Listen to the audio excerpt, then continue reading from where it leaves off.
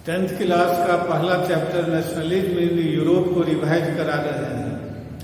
चौथा section making of Germany and Italy, जो चौथा सेक्शन का नाम है टॉपिक का, उसी के अंतर्गत बताए थे कि जर्मनी कैसे यूनिफाइड कंट्री बना, इटली कैसे यूनिफाइड कंट्री बना। इसी में तीसरा देश है जो कि नेशन स्टेट बना, उसका नाम है ब्रिटेन। जो टॉपिक जो देख रहे हो, the strength case of Britain, यानी ब्रिटेन की विचित्र कहानी। ब्रिटेन भी जर्मनी इटली की तरह ब्रिटेन भी नेशन स्टेट 18th सेंचुरी से पहले नहीं था, लेकिन 18th सेंचुरी के बाद ही यह भी जो है तो नेशन स्टेट बनने की प्रक्रिया यहाँ शुरू हुई। ये बहुत सारे विद्वान स्कॉलर ये मानते हैं कि ब्रिटेन जिस प्रोसेस से नेशन स्टेट बना, यही जो है तो मॉडल है, आइडियल है।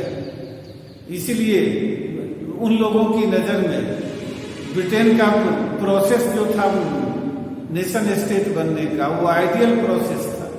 इसमें ब्रिटेन जो है तो कोई अपहीवल या कोई रिवॉल्यूशन या रिवॉल्ट के थ्रू नेशन स्टेट नहीं बना, जैसे जर्मनी में देखा, जैसे इटली को देखा कि वार लड़ना पड़ा तब जाकर के वो यूनिफाइड कंट्री बने। लेकिन ब्रिटेन को कोई लड़ाई नहीं लड़नी पड़ी नेशन स्टेट बनने के लिए। तो ये सब किस तरह से हुआ, तो इसको जानने से पहले इंग्लैंड की जरा ज्योग्राफिकल जो लोकेशन है उसके बारे में जाने कि ब्रिटेन जिसको कहते हैं, ये एक ग्रुप ऑफ आइलैंड है जो चार जो आइलैंड से या आइल से बने हुए हैं, जिसमें ब्रिटेन इंग्लैंड है पहला, दूसरा वेल्स है, तीसरा स्कॉटलैंड है, चौथा आयरलैंड है। ये चार आइलैंड से बना हुआ जो है तो ये देश है। और ये चारों के 18th सेंचुरी से पहले ये चारों के अपने अपने जो है तो पॉलिटिकल इंस्टीट्यूशन, पॉलिटिकल कल्चरल जो है तो ट्रेडिशन, ये सब अलग अलग थे। और ये चारों आइलैंड में रहने वाले जो लोग थे अलग एथनिक ग्रुप के थे। एथनिक ग्रुप का मतलब अलग जाति के थे, जिनका लैंग्वेज अलग था, कल्चर अलग था, ड्रेस अलग था, पॉलिटिकल इंस्टीट्यूशन अलग थे, सब कुछ अलग थे। लेकिन 18th सेंचुरी के बाद जो है जो इंग्लैंड इसमें से अपने इंटरनेशनल ट्रेड के कारण जो है तो ज्यादा वेल्दी बनता चला गया, उसका पावर बढ़ता चला गया, इम्पोर्टेंस बढ़ता चला गया इसका। और जिसके कारण वह अपने पड़ोसी जो आइलैंड थे, वेल्स, स्कॉटलैंड, आयरलैंड, इस पर प्रभाव बढ़ाता चला गया। इसी का नतीजा था कि 1707 में एक स्कॉटलैंड और इंग्लैंड ने एक समझौता किया, और इस समझौते को इंग्लैंड के पार्लियामेंट ने पास किया। इस कानून को कहते हैं एक्ट ऑफ यूनियन। इस एक्ट ऑफ यूनियन के द्वारा स्कॉटलैंड और इंग्लैंड दोनों मिलकर के एक नेशन बनाए, और इसका नाम रखा गया United kingdom of great Britain. इसी को बोलचाल में, इसीलिए इंग्लैंड को बोलचाल में यूनाइटेड किंगडम कहते हैं, या ग्रेट ब्रिटेन में से ग्रेट को हटा देते हैं, ब्रिटेन कहते हैं। इस सब का मतलब यूनाइटेड किंगडम कहें, ग्रेट ब्रिटेन कहें, ब्रिटेन कहें, सबका मतलब वही कंट्री है। बोलचाल में इंग्लैंड भी कह देते हैं, क्योंकि इंग्लैंड के ही नेतृत्व में जो है तो यह एक नेशन बना था।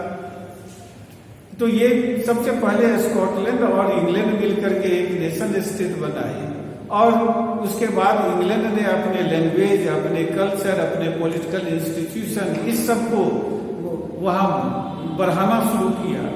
वहां के लोगों का जो अपना कल्चर था, अपना लैंग्वेज था, इस सब पर जो है तो रोक लगा दी गई कि इस सब का प्रयोग वे नहीं कर सकते।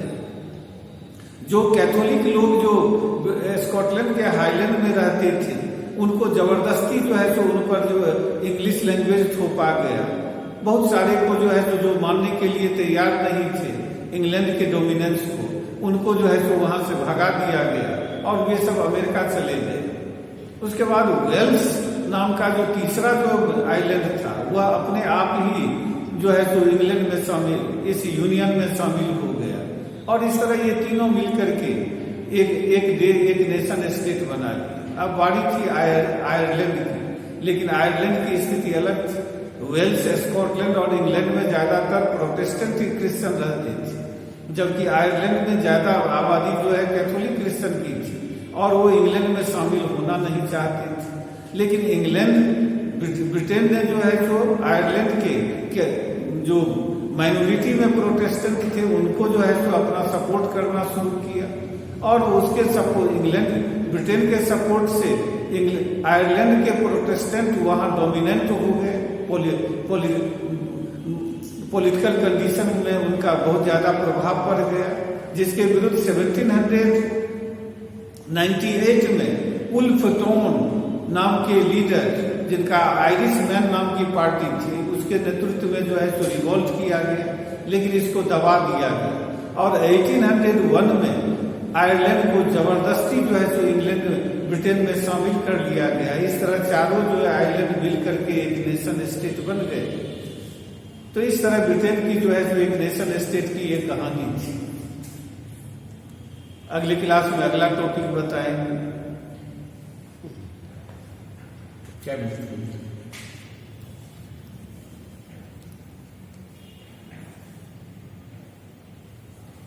चलो